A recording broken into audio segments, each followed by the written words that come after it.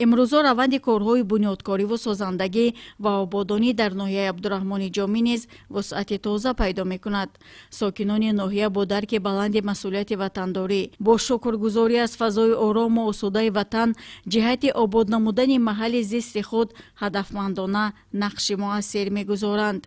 در ادامه چنین کارهای سازندگی با مقصد از بین بردن مشکلات جای نشست در نزد یک قطار مؤسسه‌های تعلیمی ناحیه بنیاد صنفخانه‌های علاوه‌ای راه اندازی گردیده است. از جمله در نزد مؤسسه تعلیمی رقم 61 برای 240 نفر خواننده در 2 بست بینای 1 آشیانه، در نزد مؤسسه تعلیمی رقم 40 برای 240 نفر خواننده در 2 بست بینای 2 آشیانه ساخته شده در عرفه سالخانیش مورد بهره برداری قرار داده می شود.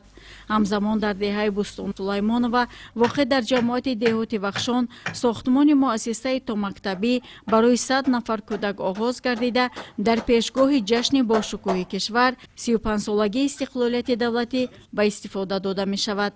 بخشیده به جشن 35 سالگی استقلال دولتی جمهوری تاجیکستان، انشاءاتها و ساختمان بیناهای مؤسسه‌های تعلیمی و مؤسسه‌های تومکتبی با مرام ادامه دارد و در جشن‌های در پیش ایستاده مورد استفاده قرار داده می‌شود.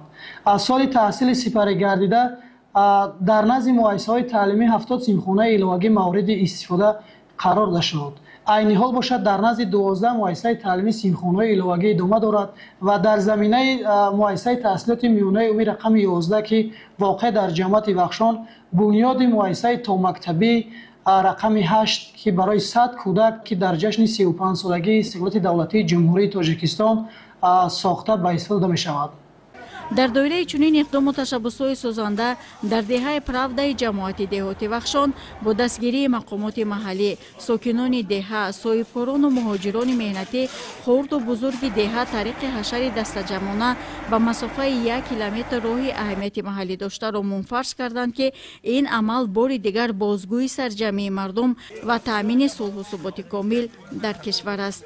با مقصد در سطح بلند تجلیل نمودن جشن 35 سالگی استقلال دولتی جمهوری تاجیکستان از سوی ساکنان، صاحبکاران و شخصان سخاوتپیشه در حدود محله ساختمان یک قطار انشاءاتها به نقشه گرفته شده بود که تا به امروز ساختمان 4 عدد صنفخانه علاوه‌ای در نزد مؤسسه تحصیلات میانه عمومی رقم 17 مورد استفاده قرار داده شد و همزمان در ادامه کارهای سازندگی و بنیادکاری با مقصد تجلیل نمودن جشن 35 سالگی استقلال دولتی جمهوری تاجیکستان ساکنان محله تصمیم گرفتند که راههای اهمیت محلی داشته را پورا منفرش نمایند. همه این دستاوردها محض از تشبس و دستگیری‌های بی‌واسطه اساسدار صلح و وحدت ملی پیشوای ملت پرزیدنت جمهوری تاجیکستان محترم امامعلی رحمان میباشد که هر یک ساکن محلی تصمیم گرفته است که کمی هم باشد در آباد نمودن هر یک گوشه وطن سهمی ارزنده خود را بگذارد. در دوره این آبادکاری ها بهر رشد ساحه صنعت خوراکباری در حدود جماعت دهات وخشان کارگاه پرنده پروری با فراگیری بیش از 20,000 سر پرنده فعالیت کرده بازارهای استعمالی را با گوشت پرهیزی تامین می نماید. عین زمان در کارگاه دیگری پرنده پروری گنج هلال کارهای تعمیر و ترمیم و برقرارسازی جریان داشته امکان دارد که تا 60,000 سر پرنده پرورش کرده شود. با پورا به فعالیت آغاز کردن این دو کارگاه جای کار برای بیش از 60 نفر ساکنان محلی فراهم آورده می شود. در ناحیه عبدالرحمن جامی طبق نقشه چهاربینی ها بخشیده به جشن 35 سالگی استقلال دولتی جمهوری تاجیکستان 211 انشاءات به نقشه گرفته شده. تا به این دم 161 انشاءات ساخته به استفاده داده شده است که 76% نقشه را در بر میگیرد.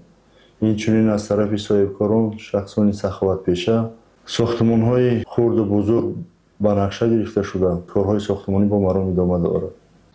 واقعا در ناحیه عبدالرحمن جامی روند کارهای آبادانی و سازندگی در همه سمت‌ها ادامه دارد. با استفاده دادن مرکزهای خدمت رسانی و بنگاه‌های طبی در دهه‌های دوردست، همزمان بنیاد از نوسازی، برقرار نمودن و رفت دیگر کارهای ساختمانی نشان می‌دهد که ساکنان ناحیه با یک روح بلندی و صمیمیت سهم مناسب خود را در آبادی و خرمگردانی مکان زیست خویش می‌گذارند.